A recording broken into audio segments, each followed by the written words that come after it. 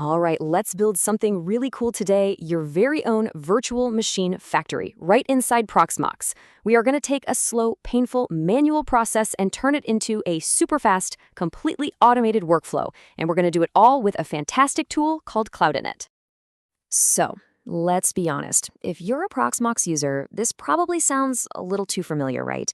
You need a new VM. So you grab the installer, you click through all the menus, you set your language, your keyboard, you partition the disk, you create a user, and you do this again and again and again.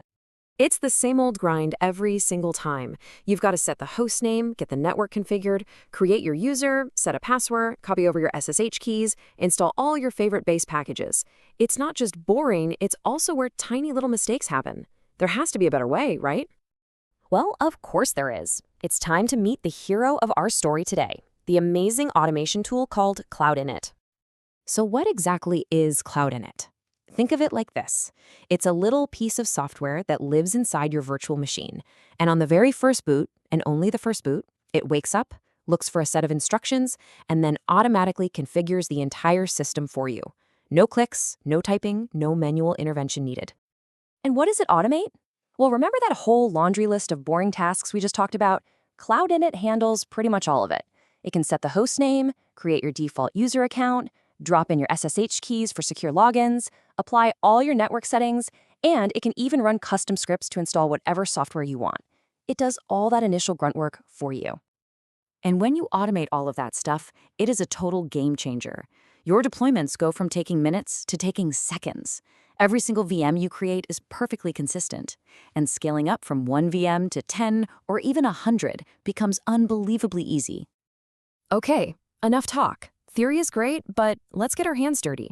We're going to walk through, step by step, how to build the master template. This is the reusable blueprint that you'll use for all of your future VMs. We're going to break this process down into 4 simple phases. First, we download the right kind of image. Second, we create and configure our base VM. Third, we double-check that everything works. And finally, the magic step, we convert it into a template. It looks a little technical, but trust me, the logic is super straightforward. Let's kick things off with phase 1. We need the right raw material to start with. So instead of a typical installer ISO, we're grabbing an official Ubuntu cloud image. These things are awesome. They're minimal, they're pre-built, and they're specifically designed to work with Cloud Init, which saves us a ton of hassle. Now onto phase 2, where we actually start building. First up is the qm create command. The easiest way to think about this is that we're just building an empty computer case. We're giving it a unique ID, in this case 100, a name, some memory, and a network card. That's it. Okay, we've got our empty case. Now we need to put a hard drive in it. That's exactly what these 2 commands do. We're taking that cloud image we just downloaded, importing it into our Proxmox storage, and then attaching it as the main hard drive for our new VM. Now this next part is really important. We're telling the VM 2 things. First, hey, I want you to boot from that new hard drive we just attached. And second, and this is the magic part, we're adding a special, tiny drive that Proxmox is going to use to pass all of our Cloud Init instructions into the VM when it starts up. And here is where we give Proxmox those instructions. We're setting the default configuration for the template itself. We tell it the default username and password to create, which SSH key to add for secure access, and how the network should be configured. For now, we're just using simple DHCP. And just one last little config step. We're enabling the QEMU guest agent. Basically, this is just a communication helper. It lets Proxmox talk to the VM more effectively, get information like its IP address, and perform clean shutdowns. It's a tiny step, but it's super important for a smooth experience, so don't skip it. All right, on to phase 3. Before we make this thing permanent, we've got to make sure it actually works. So we'll start the VM, we'll try to SSH in, and we'll just confirm that the network is up and running. Once we know everything is absolutely perfect, we do the single most important step. We shut it down completely. And now for the grand finale. With our VM powered off and configured just right, we run this one simple command, qm template.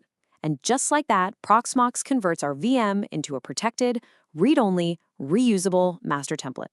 Our blueprint is officially complete. So all that prep work is done. Now for the really fun part, the payoff. Let's see just how ridiculously fast it is to deploy new machines using our brand new template. I mean, just look at this. The difference is absolutely night and day. We're going from a manual setup that takes 20, maybe 30 minutes and is full of opportunities for human error to a fully automated deployment that takes less than 30 seconds. The consistency is perfect and you can scale almost instantly. And how do we get that incredible speed? Well, the whole process is now just 2 simple steps. Step 1, you run qn clone. You give the new VM a unique ID and a name. Step 2, you run qm start. That's it. Seriously, you're done. Cloud Init wakes up on that first boot and does everything else for you. Okay, before you rush off to build your own VM factory, let's just cover a few quick pro tips and best practices. These will help make sure you get everything right on the first try. Just keep these key things in mind. First, every new clone needs its own unique VM ID. No exceptions. Second, if you need a static IP, you can just tweak that IP config 0 parameter when you clone the machine. Third, seriously, the QEMU guest agent is not optional. Make sure it's enabled. And finally, remember that this whole method is designed for Linux distros. Setting up Windows is a completely different ballgame.